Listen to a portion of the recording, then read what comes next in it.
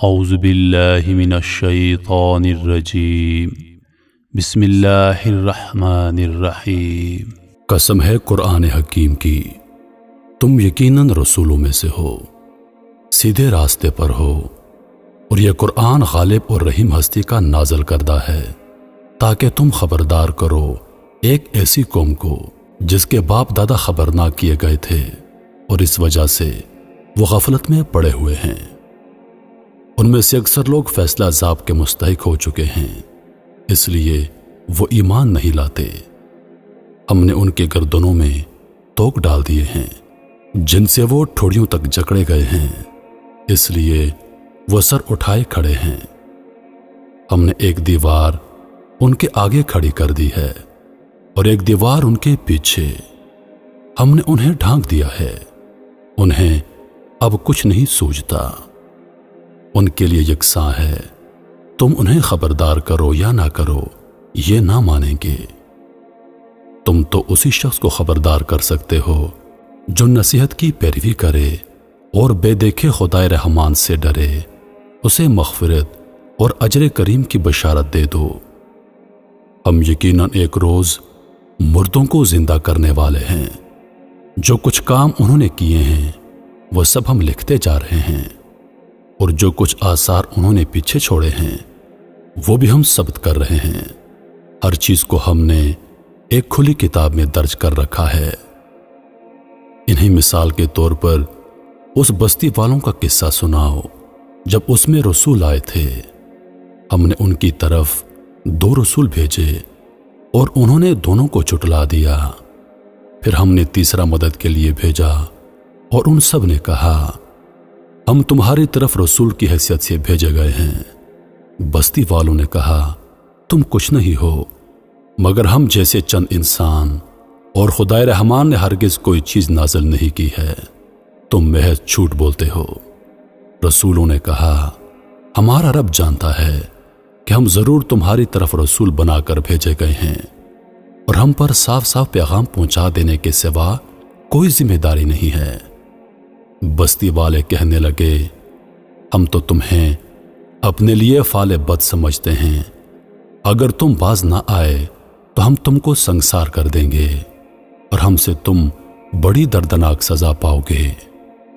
رسولوں نے جواب دیا تمہاری فعال بد تو تمہارے اپنے ساتھ لگی ہوئی ہے، کیا یہ باتیں تم اس لیے کرتے ہو کہ تمہیں نصیحت کی گئی؟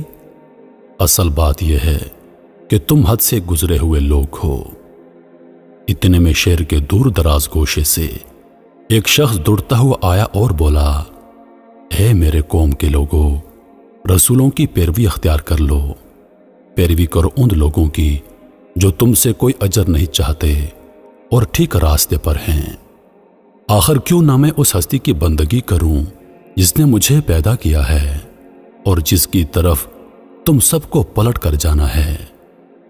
کیا میں اسے چھوڑ کر دوسرے معبود بنا لوں؟ حالانکہ اگر خدائے رحمان مجھے کوئی نقصان پہنچانا چاہے تو نہ ان کی شفاعت میرے کسی کام آ سکتی ہے اور نہ وہ مجھے چھڑا ہی سکتے ہیں۔ اگر میں ایسا کروں تو میں سری گمراہی میں مبتلا ہو جاؤں گا۔ میں تو تمہارے رب پر ایمان لے آیا، تم بھی میری بات مان لو۔ آخرکار ان لوگوں نے اسے قتل کر دیا اور اس شخص سے کہہ دیا کہ داخل ہو جاؤ جنت میں۔ اس نے کہا کاش میری قوم کو معلوم ہوتا کہ میرے رب نے کس چیز کی بدولت میری مغفرت فرما دی اور مجھے باعزت لوگوں میں داخل فرمایا۔ اس کے بعد اس کی قوم پر ہم نے آسمان سے کوئی لشکر نہیں اتارا، ہمیں لشکر بھیجنے کی کوئی حاجت نہ تھی، بس ایک دھماکہ ہوا اور یکایک وہ سب بجھ کر رہ گئے۔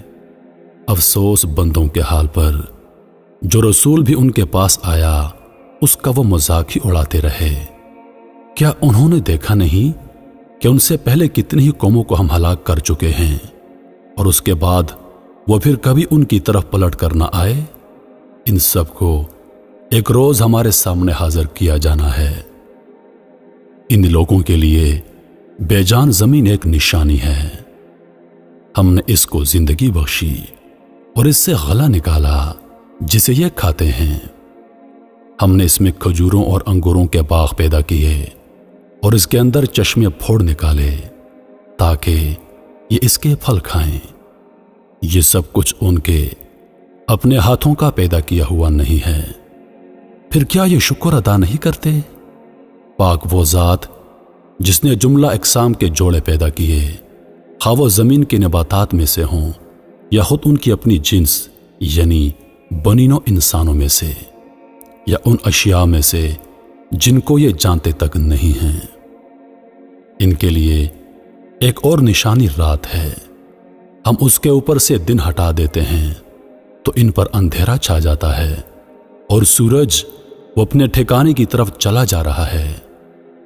یہ زبردست علیم ہستی کا باندھا ہوا حساب ہے، اور یہ چاند اس کے لیے ہم نے منزلیں مقرر کر دی ہیں، یہاں تک کہ ان سے گزرتا ہوا وہ کھجور کی سوکھی شاخ کی مانند رہ جاتا ہے۔ نہ سورج کے بس میں یہ ہے کہ وہ چاند کو جا پکڑے، اور نہ رات دن پر سبقت لے جا سکتی ہے، سب ایک ایک فلک میں تیر رہے ہیں۔ ان کے لیے یہ بھی ایک نشانی ہے کہ ہم نے ان کی نسل کو بھری ہوئی کشتی میں سوار کر دیا، اور پھر ان کے لیے ویسے ہی کشتیاں پیدا کی جن پر یہ سوار ہوتے ہیں۔ ہم چاہیں تو ان کو غرق کر دیں، کوئی ان کی فریاد سننے والا نہ ہو، اور کسی طرح یہ نہ بچائے جا سکیں۔ بس ہماری رحمت ہی ہے جو انہیں پار لگاتی اور ایک وقت خاص تک زندگی سے متمتع ہونے کا موقع دیتی ہے۔ ان لوگوں سے جب کہا جاتا ہے بچو اس انجام سے جو تمہارے آگے آ رہا ہے اور تمہارے پیچھے گزر چکا ہے، شاید کہ تم پر رحم کیا جائے، تو یہ سنی انسنی کر جاتے ہیں۔ ان کے سامنے ان کے رب کی آیات میں سے جو بھی آیات آتی ہیں یہ اس کی طرف التفات نہیں کرتے، اور جب ان سے کہا جاتا ہے اللہ نے جو رزق تمہیں عطا کیا ہے اس میں سے کچھ اللہ کی راہ میں خرچ کرو، تو یہ لوگ جنہوں نے کفر کیا ہے ایمان لانے والوں کو جواب دیتے ہیں کہ ہم ان کو کھلائیں جنہیں اگر اللہ چاہتا تو خوب کھلا دیتا، تم تو بالکل ہی بہک گئے ہو۔ یہ لوگ کہتے ہیں کہ یہ قیامت کی دھمکی آخر کب پوری ہوگی، بتاؤ اگر تم سچے ہو۔ دراصل یہ جس چیز کی راہ تک رہے ہیں وہ بس ایک دھماکہ ہے جو یکایک انہیں عین اس حالت میں دھر لے گا جب یہ اپنے دنیاوی معاملات میں جگڑ رہے ہوں گے، اور اس وقت یہ وصیت تک نہ کر سکیں گے، نہ اپنے گھروں کو پلٹ سکیں گے۔ پھر ایک سور پھونکا جائے گا اور یکایک یہ اپنے رب کے حضور پیش ہونے کے لیے اپنی قبروں سے نکل پڑیں گے، گھبرا کر کہیں گے ارے یہ کس نے ہمیں ہماری خوابگاہوں سے اٹھا کر کھڑا کر دیا؟ یہ وہی چیز ہے جس کا خدائے رحمان نے وعدہ کیا تھا اور رسولوں کی بات سچی تھی۔ ایک ہی زور کی آواز ہوگی اور سب کے سب ہمارے سامنے حاضر کر دیے جائیں گے۔ آج کسی پر ذرہ برابر ظلم نہ کیا جائے گا، اور تمہیں ویسا ہی بدلہ دیا جائے گا جیسے عمل تم کرتے رہے تھے۔ آج جنتی لوگ مزے کرنے میں مشغول ہیں، وہ اور ان کی بیویاں گھنے سایوں میں ہیں، مسندوں پر تکیے لگائے ہوئے، ہر قسم کی لذیذ چیزیں کھانے پینے کو ان کے لیے وہاں موجود ہیں، جو کچھ وہ طلب کریں ان کے لیے حاضر ہے۔ رب رحیم کی طرف سے ان کو سلام کہا گیا ہے۔ اور اے مجرموں، آج تم چھٹ کر الگ ہو جاؤ۔ آدم کے بچوں، کیا میں نے تم کو ہدایت نہ کی تھی کہ شیطان کی بندگی نہ کرو، وہ تمہارا کھلا دشمن ہے، اور میری ہی بندگی کرو، یہ سیدھا راستہ ہے۔ مگر اس کے باوجود اس نے تم میں سے ایک گروہ کثیر کو گمراہ کر دیا۔ کیا تم عقل نہیں رکھتے تھے؟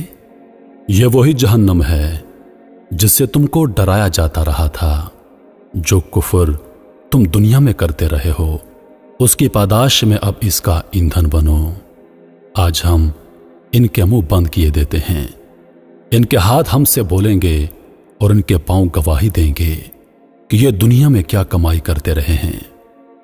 ہم چاہیں تو ان کی آنکھیں موند دیں پھر یہ راستے کی طرف لپک کر دیکھیں، کہاں سے انہیں راستہ سجائی دے گا؟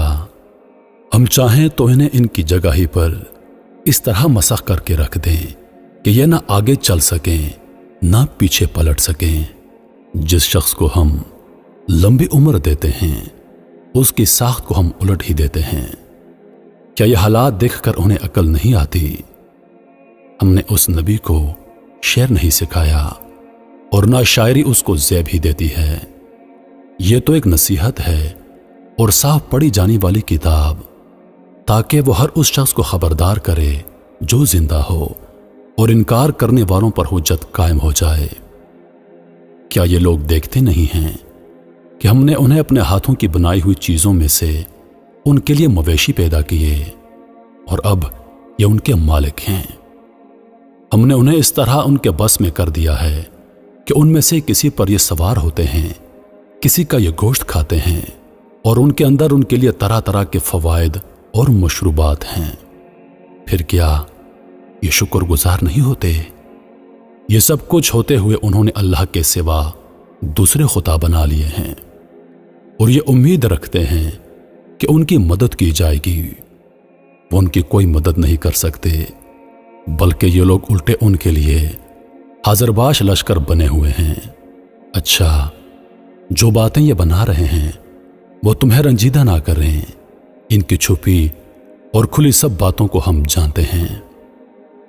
کیا انسان دیکھتا نہیں ہے کہ ہم نے اسے نطفے سے پیدا کیا اور پھر وہ سری جھگڑالو بن کر کھڑا ہو گیا؟ اب وہ ہم پر مثالیں چسپا کرتا ہے اور اپنی پیدائش کو بھول جاتا ہے۔ کہتا ہے، کون ان ہڈیوں کو زندہ کرے گا جبکہ یہ بوسیدہ ہو چکی ہوں؟ اس سے کہو، انہیں وہی زندہ کرے گا جس نے پہلے انہیں پیدا کیا تھا، اور وہ تخلیق کا ہر کام جانتا ہے۔ وہی جس نے تمہارے لیے ہرے بھرے درخت سے آگ پیدا کر دی اور تم اس سے اپنی چولہے روشن کرتے ہو۔ کیا وہ جس نے آسمانوں اور زمین کو پیدا کیا اس پر قادر نہیں کہ ان جیسوں کو پیدا کر سکے؟ کیوں نہیں، جبکہ وہ ماہر خلاق ہے۔ وہ تو جب کسی چیز کا ارادہ کرتا ہے تو اس کا کام بس یہ ہے کہ اسے حکم دے کے ہو جا، اور وہ ہو جاتی ہے۔